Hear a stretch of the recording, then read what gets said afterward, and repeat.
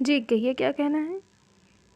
आधे घंटे के बाद वो आए थे और अब ऐसी सधी आवाज़ में शिष्टता के साथ पूछ रहे थे, जैसे वो कोई समस्या लेकर आई फरियादी हो। अपनी के नन्हे से दिमाग ने काम करना बंद कर दिया। अब क्या कहे? कैसे कहे कि वैलेंटाइंस डे का कार्ड देने और आई लव यू कहने आई थी। इस सविता की बच्ची ने कहाँ फंसा दिया? क्या ज़रूरत पड़ी थी उनसे ये कहने की कि ज़रूरी काम है। उसकी पलकें झुक गईं, कपोल आरक्त हो गए और शब्द अधरों में अटक गए। आपको जो कहना हो बेझिझक कहिए। अब हमें जीवन भर साथ रहना है। आप मुझ पर भरोसा कर सकती हैं। इस प्रोत्साहन के बाद तो ज़रूरी लगने वाली बात कहना और भी ज़रूरी हो गया था। जी वो मेरी परीक्षाएं शादी के बाद पढ़ी तो? ओह ठीक है, मैं आपकी सुविधा का पूरा ध्यान रखूँगा। और कोई समस्या? उफ़! अपनी होने वाली पत्नी से ऐसे बात कर रहा है जैसे पापा अपने विद्यार्थी से बात करते हैं। अवनी के लिए इस कुछ अधिक ही शिष्ट और औपचारिक वार्तालाप के बाद वहाँ रुकना असह्य हो गया। जी धन्यवाद, मैं चलती हूँ, नमस्ते कहते हुए वो मुड़ गई और लगभग दौड़ते हुए अपनी सखियों के बीच जाकर ही दम लिया। घर लौटने के लिए ऑटो में लदने के बाद ठिठोली करती सखियों को ये छोटी सी कथित रोमांटिक मुलाकात उनके आग्रह पर शब्दशः सुनाई तो सबने सिर ही बीट लिया।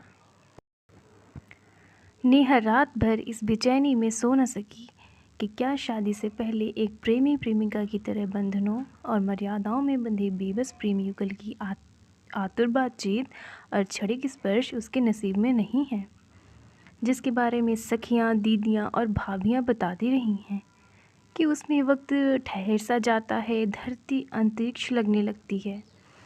संयुक्त परिवार की सबसे छोटी संतान अवनी बचपन से बड़ी बहनों और दादी बाबा की आज्ञाकारी गुड़िया रही थी। उसे दुलार भी सबसे ज़्यादा मिला था और कुछ गलत होने पर बचपने के ताने भी। अपने से ज़्यादा उसे दूसरों के दिमाग पर भरोसा होता था। हर काम पूछ कर करना और गलती होने से डरना उसकी आदत थी। पहली बार सखियों के कहने में आकर मन की आकुलता ने उसे समझा बुझाकर बिना किसी से पूछे अंबर से मिलने की पहल करने को मनाया था। पर कहीं उसने अंबर से शादी करने के लिए हाँ करके गलती तो नहीं कर दी। पर हाँ ना करती तो करती भी क्या? पापा की हालत क्या हो गई थी? मांगलिक होने के कारण उसकी शादी के लिए लड़का ढूंढते ढूंढते पापा थक गए थे। एक बार जब शादी तय हुई तो लड़के वालों ने सगाई वाले दिन ही अपने यहाँ हुई एक मौत का दोष उसके नक्षत्रों को देखकर शादी के लिए मना कर दिया था और पापा तनाव और निराशा में अपने दोस्त अंबर के आगे हाथ जोड़कर रो पड़े थे। अंबर अपने माता पिता के देहांत के बाद छोटी आयु से ही परिवार की जिम्मेदारियां संभालते रहे थे। फिर शोध आरंभ किया था, इसलिए अब तक शादी नहीं की। थे तो वे पापा से बहुत छोटे, पर पापा से उनका मानसिक स्तर इतना मिलता था कि मित्रता घनी थी। वे पहले तो स्वयं और अवनी की उम्र के 15 वर्ष के अंतर के कारण झिझके, पर अपने दोस्त की जिद के आगे झुक गए। जब अवनी के सामने ये प्रस्ताव आया तो वो हतप्रभ रह गई, पर जब दादी ने समझाया कि उम्र में अधिक अंतर होने पर पुरुष अपनी पत्नी को अत्यधिक प्यार करता है, तो उसने उन्हीं में अपने सपनों के राजकुमार की तलाश शुरू कर दी। आखिर हर लड़की के कुंवारे मन की तरह अवनी के मन में पति के रूप में दीवानगी की हद तक चाहने वाला प्रेमी पाने की लालसा हर लालसा से बड़ी थी।